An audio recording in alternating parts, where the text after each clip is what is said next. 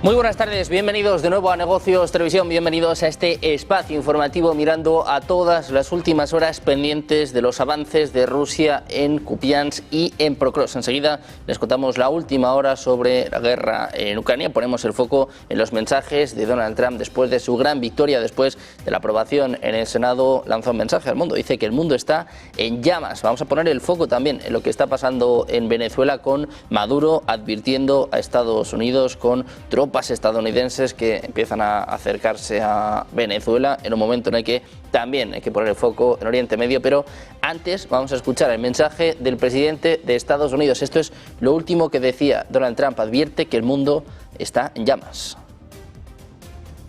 You know, it's easy to say, oh, don't worry about the world, but the world is turning out to be our biggest customer. The world was on fire. And we could have been in that fire very easily if you didn't have a president that knew what he was. El presidente Donald Trump advertía que un fallo del Tribunal Supremo en contra de su capacidad para imponer aranceles sería devastador y costaría al país 3 billones de dólares. Un fallo adverso al gobierno podría desbaratar los acuerdos comerciales negociados bajo el marco arancelario y trastocar las proyecciones fiscales. Es posible que el gobierno tenga que reembolsar ese dinero a las empresas que pagaron los aranceles. Un fallo a favor de Trump podría ampliar enormemente el uso de poderes de emergencia en política económica. Según datos gubernamentales, los aranceles han generado casi 195.000 millones de dólares en ingresos este año. Se prevé que generen 3 billones en al menos una década. Mientras tanto, el líder de la mayoría del Senado de Estados Unidos, John Thune, decía que ya existen algunas conversaciones entre republicanos y demócratas sobre la extensión de los créditos fiscales para seguros de salud que vencen este año. Thune se comprometía a someter esta medida a votación el próximo mes como parte del acuerdo que permitió la reapertura del gobierno, pero señaló que el resultado sigue siendo incierto. El republicano argumentó que ambos partidos reconocen la necesidad de abordar el aumento de los costos de atención médica, haciendo referencia a los incrementos en las primas contemplados en la Ley de Cuidado de la Salud Asequible. También elogió a 8 senadores demócratas que se unieron a los republicanos para ayudar a poner fin al cierre del gobierno, diciendo que a veces simplemente hay que hacer lo correcto. Precisamente le preguntaban a Trump si esto es o no correcto, si apoya este fin del cierre del gobierno y sobre todo el acuerdo que se contempla. Dice que van a abrir su país, que esto ya es suficiente para los demócratas. Senators that are here, Mr. President, do you personally approve of the deal that's happening right now in Capitol Hill to end the... Well, it depends what deal we're talking about, but if it's a deal I heard about, that's certainly, you know, they want to change the deal a little bit, but I would say so. I think based on everything I'm hearing, they haven't changed anything, and we have support from enough Democrats, and we're going to be opening up our country. It's too bad it was closed, but we'll be opening up our country very quickly. Mientras tanto, Chuck Schumer, líder de la minoría del Senado estadounidense, trabajó entre bastidores para impedir que los demócratas moderados pusieran fin al cierre del gobierno antes de noviembre. Según Axios, Schumer desafió públicamente a los republicanos. En privado, instó a sus colegas a no ceder mientras avanzaban estas negociaciones. Según las fuentes, Schumer convenció a los moderados de posponer la decisión hasta que comenzara el periodo de inscripción abierta de la Ley de Cuidado de la Salud Asequible. El domingo los moderados consideraron excesivos los costes del cierre del gobierno y se unieron a los republicanos en una votación de procedimiento para impulsar este acuerdo. Se prevé que el Senado vote sobre dicho acuerdo más tarde ese mismo día. El presidente de Estados Unidos, Donald Trump, criticaba al líder de la minoría demócrata en el Senado, Chuck Schumer, en una entrevista con Fox, diciendo que Schumer pensó que podía derrotar a los republicanos, pero los republicanos lo derrotaron a él.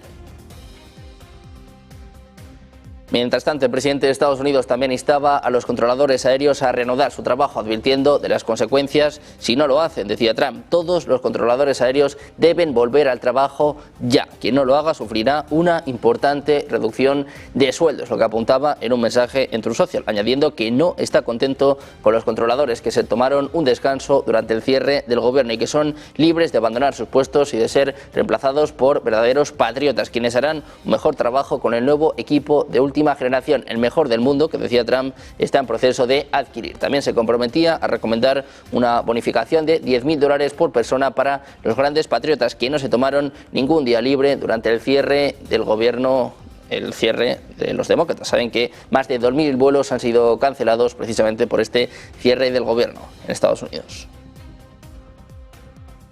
Mientras tanto, Trump intensificaba este lunes su defensa de la estrategia arancelaria, advirtiendo que derogar o revertir sus políticas comerciales podría costar más de 2 billones al país en ingresos e inversión. Dice que la cifra real que tendría que devolver en ingresos arancelarios superaría los 2 billones de dólares y eso sería una catástrofe para la seguridad nacional. También calificaba dicho escenario de catástrofe de seguridad nacional, culpando a los demócratas de los gobiernos extranjeros no identificados que dice intentan desacreditar su política. Mirando a Estados Unidos, mirando de nuevo a Donald Trump, les contamos que anunciaba este lunes un plan para usar fondos procedentes de los aranceles para reducir la deuda nacional. Decía que todo el dinero sobrante de los pagos de $2.000 realizados a ciudadanos de Estados Unidos de bajos y medianos ingresos que proviene de los aranceles que llegan a su país van a ser sustanciales y van a usarse para reducir la deuda nacional. Es lo que apuntaba en un mensaje en las redes sociales. Este anuncio se produjo después de una publicación en Truth Social en la que anunció que iba a distribuir cheques de $2.000 similares a dividendos a ciudadanos de Estados Unidos usando los fondos procedentes de los ingresos arancelarios. Without tariffs, this country would be in such trouble, as they were for many years. That's why we owe $38 trillion. And one of the things we're going to do, we're going to issue a dividend to our middle-income people and lower-income people of about $2,000. And we're going to use the remaining tariffs to lower our debt. We're going to be lowering our debt, which is the national security. Les contamos también que China considera un nuevo sistema de exportación de tierras raras que excluirá a las empresas vinculadas con el ejército de Estados Unidos, al tiempo que va a agilizar la aprobación de exportación para otras empresas sin dichos vínculos, es lo que informa Wall Street Journal. Este denominado sistema de usuario final validado va a permitir al presidente chino Xi Jinping cumplir el compromiso que hizo con Donald Trump, al tiempo que mantendría las tierras raras de China alejadas de los proveedores militares de Estados Unidos, una preocupación clave para Pekín. El sistema podría dificultar la importación de ciertos materiales desde China por parte de las empresas automotrices y aeroespaciales que operan tanto en el sector civil como en el de defensa. El informe añade que el plan de Pekín aún podría sufrir modificaciones hasta la implementación del sistema.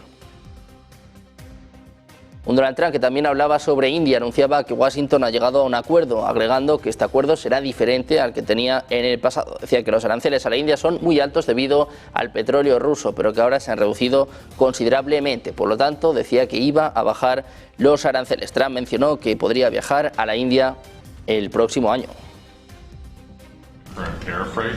Well, right now the tariffs are very high on India because of the Russian oil, and they've stopped doing the Russian oil. It's been reduced very substantially. Yeah, we're going to be bringing the tariffs down. Un Donald Trump que hablaba de reducir aranceles a India mientras anunciaba también acuerdos con Suiza. El presidente de Estados Unidos revelaba que está negociando un nuevo acuerdo comercial con Suiza, al tiempo que expresaba optimismo sobre las conversaciones. En su discurso decía que está trabajando en un acuerdo con Suiza y que quiere que tenga éxito, dando a entender que el acuerdo pretende apoyar la estabilidad económica suiza, al tiempo que amplía los intereses comerciales de Estados Unidos. Their tariffs a little bit lower because 15% is what we're doing. No, I haven't said any number, but we're going to be working on something to help Switzerland along. We hit Switzerland very hard. We want Switzerland to remain successful, and you know we're a part of Switzerland in the sense that they've been a very good ally. Yeah, we're working on them and some others, and we're working on others to increase them. Un Donald Trump que también envió una carta a la BBC amenazando con emprender acciones legales por las acusaciones de que la emisora británica editó su discurso del 6 de enero de 2021 en el documental Panorama de la BBC. Es lo que informa este lunes, señalando que ha recibido esta carta y planea responder a su debido tiempo. El presidente de Estados Unidos condenó previamente a esta cadena por manipular su discurso. Afirmó que los altos cargos de la BBC son personas muy deshonestas. Entre tanto, el director general Tim Davie y la directora ejecutiva de noticias Deborah Tarnes dimitieron ayer. El presidente de la BBC declaraba que la cadena se disculpó con el presidente de Estados Unidos por la edición. El portavoz del primer ministro británico también se pronunció sobre este incidente, afirmando que la cadena debe actuar con rapidez para corregir estos errores. Mirando a Estados Unidos, les contamos que un evento de Turning Point se convirtió este lunes en un caos cuando estallaron violentas protestas en la Universidad de California, en Berkeley. El evento fue la última parada de la gira American Comeback, que el comentarista conservador Charlie Kirk acababa de comenzar cuando fue asesinado a tiros en un evento de la Universidad de Utah Valley en septiembre. El evento de este lunes contó con la participación y el actor Rob Schneider y el autor cristiano Frank Turek. Fue escenario de grandes protestas y al menos 3 arrestos. 2 personas fueron detenidas tras un violento altercado. Imágenes obtenidas por Fox muestran agentes interviniendo para separar a 2 hombres que se enzarzaban en una pelea. Uno de ellos vestía una camiseta roja con la palabra libertad. 4 estudiantes fueron arrestados este lunes por la mañana por presunto vandalismo después de que intentaran colgar un gran insecto de cartón en una puerta justo antes de este evento. Tenemos ahora la guerra en Ucrania para contarles que el ejército ruso dice haber logrado importantes avances durante las últimas 24 horas en los bastiones de Prokrovsk y Kupiansk, además de capturar nuevas localidades en la región de Zaporilla. Según el parte de guerra, las unidades rusas tomaron en la última jornada otros 256 edificios en Prokrovsk, escenario de la batalla más importante de la guerra en el Donbass. En el marco de esos avances, destacamentos rusos se hicieron con el control de casi un centenar de viviendas en la localidad de Rig, situada en las afueras de Prokrovsk. Los rusos ya habían tomado esta semana Nativka, que está al sureste de dicha ciudad, importante centro, huyero y nudo de comunicaciones. Precisamente el Kremlin afirma este martes que no ha recibido ninguna aclaración de Estados Unidos respecto a los comentarios sobre una posible reanudación de las pruebas nucleares. El presidente Trump ordenó el mes pasado al ejército de Estados Unidos reiniciar de inmediato el proceso de pruebas de armas nucleares. Sin embargo, no dejó claro si se refería a pruebas de vuelo de misiles con capacidad nuclear o a la reanudación de ensayos que involucren explosiones nucleares, algo que ni Estados Unidos ni Rusia ha realizado en más de 3 décadas.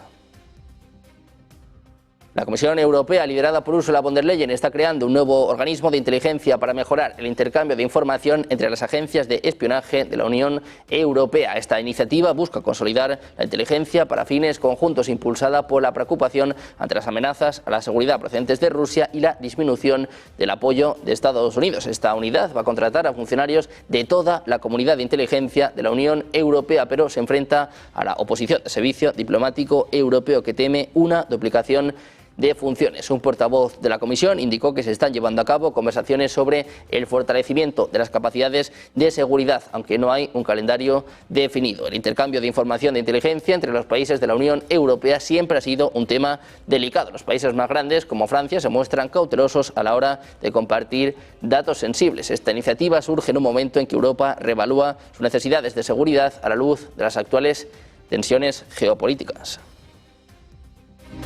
En la OTAN miramos a Rumanía, que encontró fragmentos de un dron caído anoche cerca de la ciudad de Tulcea, a unos 5 kilómetros de la frontera con Ucrania, en un incidente ocurrido tras una nueva oleada de ataques rusos contra los puertos ucranianos del Danubio. Es lo que informa este martes el Ministerio de Defensa rumano. Los radares de la policía aérea detectaron grupos de drones cerca del espacio aéreo rumano, lo que llevó a activar de forma preventiva los sistemas de defensa, pero las malas condiciones meteorológicas en la zona impidieron el despegue de los cazas, es lo que apuntaba Defensa en un comunicado. Poco después de medianoche, las autoridades emitieron una alerta para la población del norte de la comarca de Tulcea, mientras se registraban explosiones en el puerto ucraniano de Ismail, situado justo en la frontera con Rumanía y cerca de la desembocadura del Danubio. Mirando a las alertas en la OTAN, pendientes también de Venezuela, con el foco puesto en la última hora sobre el 3 y Atlas. Vamos a hacer una pequeña pausa, 2 minutos y enseguida más información en Negocios Televisión.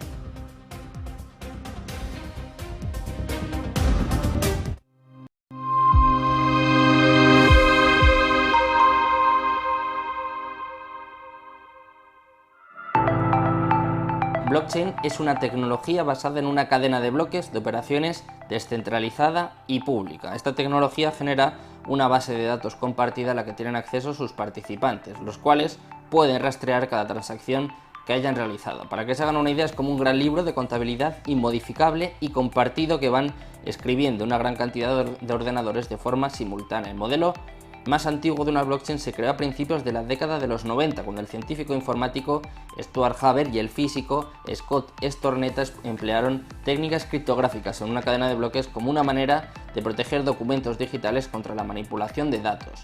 La tecnología blockchain se suele utilizar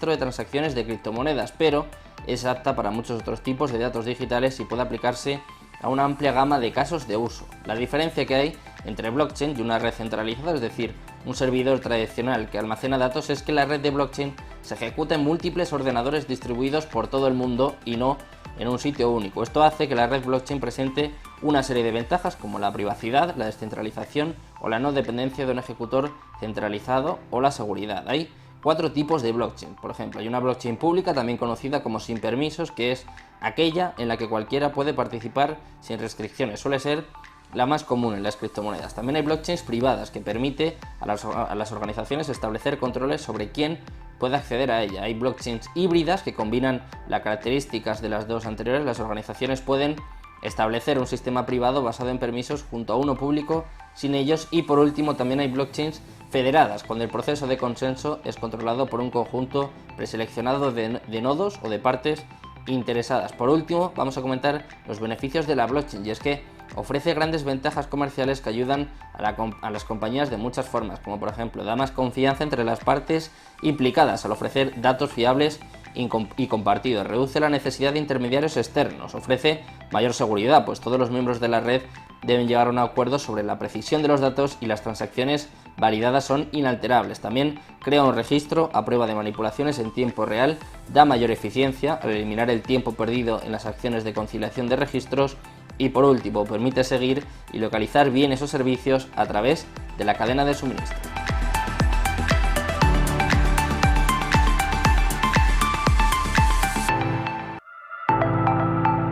Blockchain es una tecnología basada en una cadena de bloques de operaciones descentralizada y pública. Esta tecnología genera una base de datos compartida a la que tienen acceso sus participantes, los cuales pueden rastrear cada transacción que hayan realizado. Para que se hagan una idea, es como un gran libro de contabilidad inmodificable y compartido que van escribiendo una gran cantidad de ordenadores de forma simultánea. El modelo más antiguo de una blockchain se creó a principios de la década de los...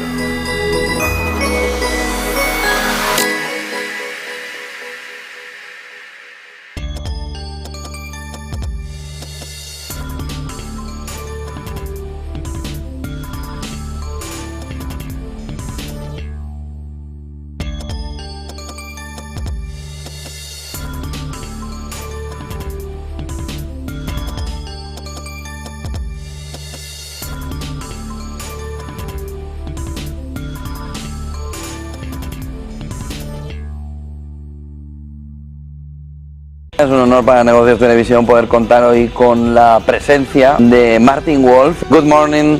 Good morning. Good day. Good business, Mr. Wolf. Thank you. It's a great pleasure.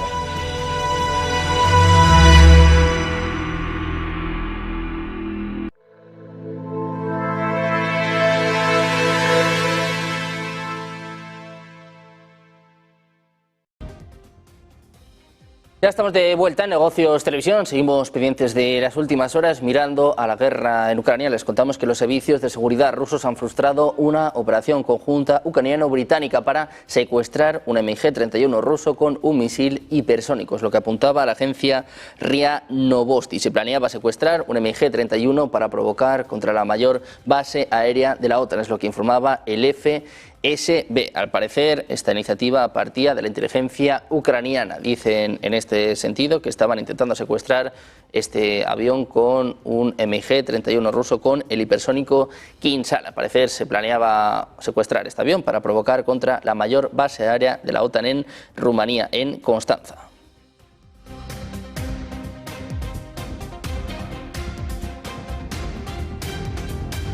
En Onda Rusia les contamos que los restos del meteorito que iluminó el cielo de Moscú y sus alrededores el 27 de octubre fueron hallados, es lo que informaba este lunes el Instituto Vernadsky de Geoquímica y Química Analítica de la Academia de Ciencias de Rusia. El astrónomo Stas Korotsky precisó que la roca fue encontrada en un poblado de la provincia de Novgorod, donde su caída dañó el techo de una vivienda. Indicaba que el objeto sobrevoló aproximadamente a 500 kilómetros al norte de Moscú. Análisis preliminares de este instituto están apuntando a que el meteorito corresponde al grupo LL6 de las condritas ordinarias, un tipo de roca espacial pétrea. Las condritas LL6 se denominan así por su bajo contenido de hierro y metal. Contienen entre un 19 y un 22% de hierro total y solo del 1 al 3% de metal libre, razón por la que su atracción magnética es débil. Constituyen el grupo menos común dentro de los condritas ordinarias.